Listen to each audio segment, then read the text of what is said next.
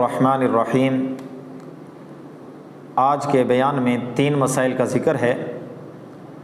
پہلا مسئلہ جو اکثر عورتوں کو پیش آتا ہے وہ اس بات کی طرف دھیان ہی نہیں دیتی کہ ان کے ناخنوں پر جو نیل پالش لگا ہوا ہے،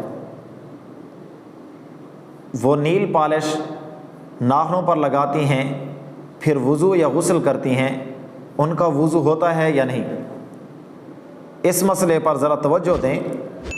جو عورتیں ناخنوں پر نیل پالش لگاتی ہیں یا کوئی ایسا رنگ جو ناخنوں پر جم جائے اور ناخن تک پانی نہ پہنچے، اس صورت میں اگر کسی عورت نے یا بعض دفعہ کوئی مرد بھی ایسے رنگ لگا لے جس کی وجہ سے ناخنوں پر پانی نہ پہنچے، تو اس کی وجہ سے نہ ہی وضو ہوگا اور نہ ہی غسل ہوگا۔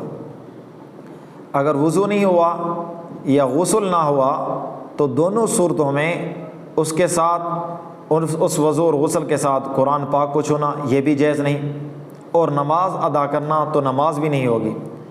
تو اس کا عورتیں اہتمام کریں کہ جب نیل پالش لگا لیں تو وضو کریں تو ان نیل پالش کو صاف کرنا لازم ہے، ورنہ وضو ہی نہیں ہوگا اور نہ ہی غسل ہوگا۔